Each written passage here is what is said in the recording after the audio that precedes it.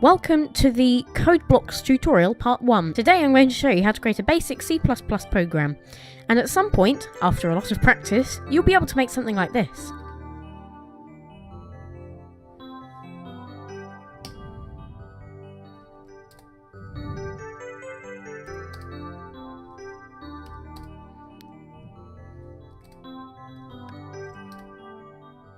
I won! So you'll be able to create something like this, and you can select your difficulty level, and then it will give you, it's a number game, so you pick a random number, and it uses all of this code to work everything out. So let's start from the beginning. So what you are going to want to do is you're going to want to find code blocks. So search up here, code blocks, there you go. It should be installed on the computers. If it's not, then let us know. Okay, so we'll open up code blocks and it'll launch up like this. And what we need to do is we need to press create new project. Okay, and you can see there's a bunch of different stuff here.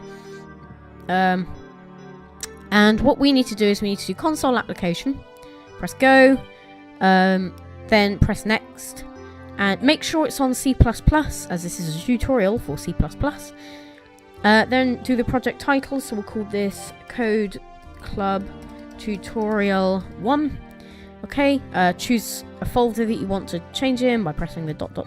here, and you can change which folder it saves in. Save it in your home drive. You can change project file name. I'm just going to leave it as it is, and that shows you what the resulting file name is. So press next. Just leave the compiler as default, and then keep these options selected. Okay, and press finish. And now you'll start with projects here, and you'll see there's nothing here. But what you need to do is you need to press the plus button on sources and then double click on main.cpp. And you can see we've got a basic program here. So what we'll do is we'll press the little cog button that says build, and we'll wait for it to build. You can see it's got the build log down here, and then we just press this green play button. And you can see it says hello world. Now you can press this button to debug and continue, and that doesn't keep the box open for some reason, so it closes it immediately. However, the program did execute. So there you go. So now what we're going to do is we're going to so that's your basic program, except you haven't really written anything. So let's go and write something. So I'm going to remove this here. You don't have to, but I'm going to. So basically, you've got the basic stuff. You've got hashtag include IOStream. That means that includes stuff like cout.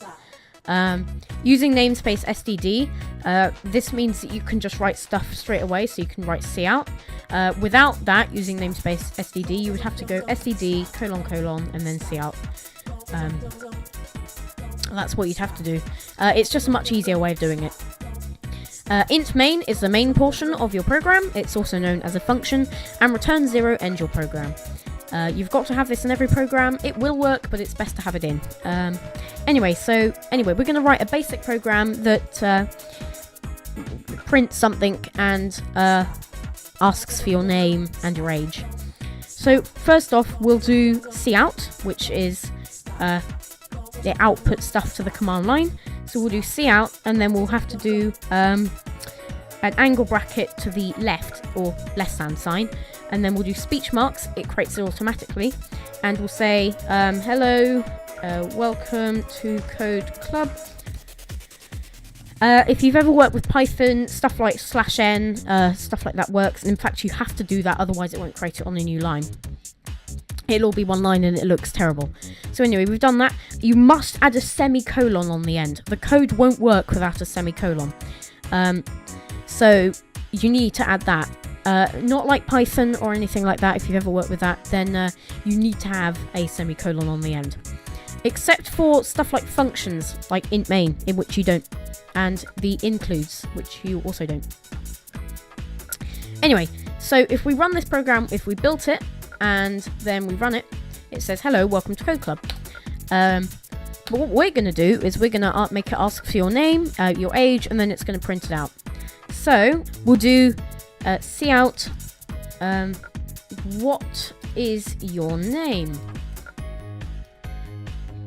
Now what we have to do here is we have to define variables with their correct value. So if we want to have an integer, if again you've worked with Python, you'll recognize these terms. You can't just go name equals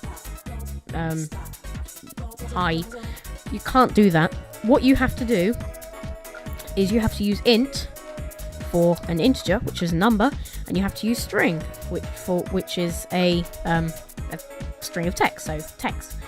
But string is not supported by default. So what we're going to do is we're going to go to the include, and we're going to do hashtag include, and then we're going to do string.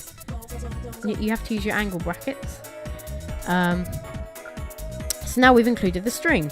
So now what we can do is we can write, I'm just going to add another gap. We can do string name, okay? And then when we want to input the name, we do cin, which is c input. But when we do the angle brackets, we have to do them the other way round. So they look like that. And then you do name, which then calls a value for you to input your name. So then we'll do cout, again, make sure the angle brackets are the correct direction. Okay, so your name is, and then what you have to do is if you want to input the name, you have to go to the edge of that speech mark, and then you have to do some more angle brackets, and then type in the variable name. So in my case, it's name. And then if you want to add text after that, you just do that and then some speech marks again. So we'll just type that. And then remember to add your semicolon, and that will read out your name. Right, so we'll now run our program, and if we build it and then we run it, you can see, hello, welcome to Code Club, what is your name? And I'll type in my name, and it says, okay, so your name is Ollie. Okay, and if we run that again, just to show you that it's not set, we'll just type in random name, so TYQE. Doesn't make any sense, but there you go. So your name is TYQE. Now, there is a bug, which I just experienced, where sometimes the play buttons get grayed out and you see abort. None of it does anything. So what you're going to want to do is, if that happens, just do file, save file, quit the program and relaunch. Program's not the most stable, but works well enough. So when you want to save your program, you just do file and save file. That's all it is. It does, as far as I'm aware, save when you close code blocks as well, but I would recommend that you save file as well. You can actually do it from up here, so save. It's grayed out because I just saved because I had to relaunch the program. Anyway, so we've got that, and so what we're going to want to do is we'll add \n, which creates a new line, and then we're going to want to do cout,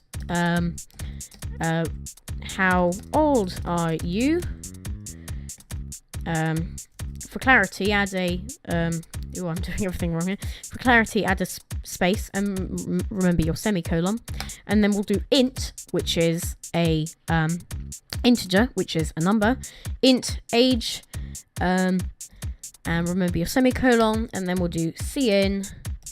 Remember the direction of the angle brackets. Cin, don't do speech marks. Age. Okay, and once that does that, once you do that, then you do cout. Okay, so your name is, and remember, you've got to get out of the speech marks, then do that, and name, which is the name of our variable, and then and your and you are. Okay, so we've got the spaces where they're appropriate, otherwise words will be together, and we don't want that. And then we'll just do age, years old. Remember your semicolon. Okay, and so we're going to build that, and then we'll run that. So what is your name? Ollie. How old are you? 13. Okay, so your name is Ollie and you were 13 years old. There you go. So that's our basic program. So let's go over some stuff. It says welcome to Code Club. It asks for your name. You define your name, then then it inputs your name, then it reads out what your name is, and then it asks how old you are. You define the variable for age, then you actually get the input from the user, and then it outputs what your name is and also how old you are.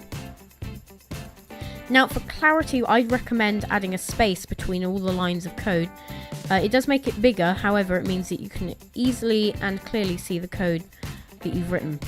So that's what I'm doing here, and you can quite easily see what's going on.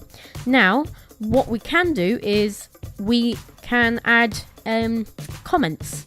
Now, a comment is when you tell the user that's reading this program what is going on, and you do that by doing a double slash. And then you can see it turns grey, and you can write the comment. You can write whatever you want, don't have to write it in code, you can write it in plain English. Now, the comment will not be read by the code, it'll be utterly missed, so you can write whatever you want here, and it will not be read by the code. It's a good way for checking lines, so if you've got a bad line, and you think there might be an issue with it, you can comment it out, and you can see it turns grey, and it won't be read by the program. So if we build this, and run it, you can see hello, welcome to Code Club, and it just skips what's your name. So if we type in Ollie here, so your name is Ollie, so it asks for that. So we'll press abort, and it again has the weird bug thing, so I'm gonna have to relaunch the program, I'm gonna have to relaunch the program because I don't know why it does that, but it just does. I think it's because it thinks this program's still running, but it's not. So I'm just going to relaunch the program, and I'm going to save it, and I'm going to relaunch the program, and I'll be back. So it's a weird bug that, but it's I don't know what it's about. But anyway, we've got the program back. So what we're going to do is we're going to write a comment explaining what's going on. So I'm going to go over everything we did today. So I'm going to comment everything we did. So it includes the string variable type. Then this one tells the user welcome to Code Club. And I'm going to speed this footage up, and I'm going to write stuff for every line.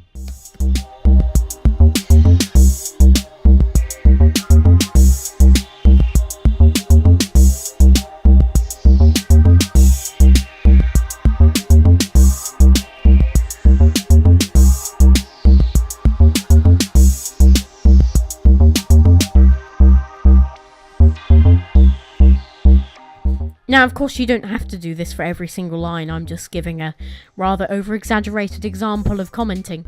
I actually missed a thing there. So that's an over-exaggerated example of commenting, but it just tells the user and anyone else that looks at your code what is going on. Now, what's good to do is if you include at the top a couple of comments. So for large comments, you just do /*, which, as you can see, has grayed out the entire program, but it allows you to do multi-line comments. So then you can say Code Club test program created by Ollie, Code Club tutorials, and then we'll just do /* again, and you can see that not /*, we'll do //, which then ends it. So that's how to do multi-line. So // is one single line comment, and /* and // is multi-line. So there's your basic C++ program. Now we're going to run it just to show you what it does. So we'll run it. Hello, welcome to Code Club. It hasn't done it correctly. Okay, so there does appear to be an issue with this program, but there's no issues.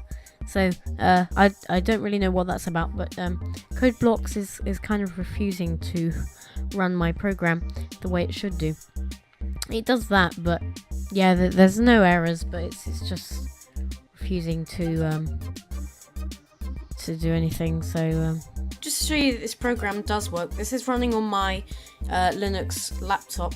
It's an actual proper laptop that can actually run programs like this. So anyway, we'll just compile it and then we'll run it. That's the code command. Hello, welcome to Code Club. What is your name? And we'll type in my name. How old are you? 13. Okay, so your name is Ollie and you were 13 years old. I don't know what Code Blocks thinks the programmer's got wrong, as this is a direct copy of the program. If I launch up the program, where is it? testcodeclub.cpp, and I launch that. There you go. That's what it looks like inside my editor that I use on here, which is Gedit.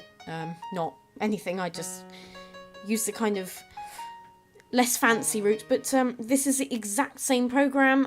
I haven't changed anything at all, and this one works, and that one doesn't.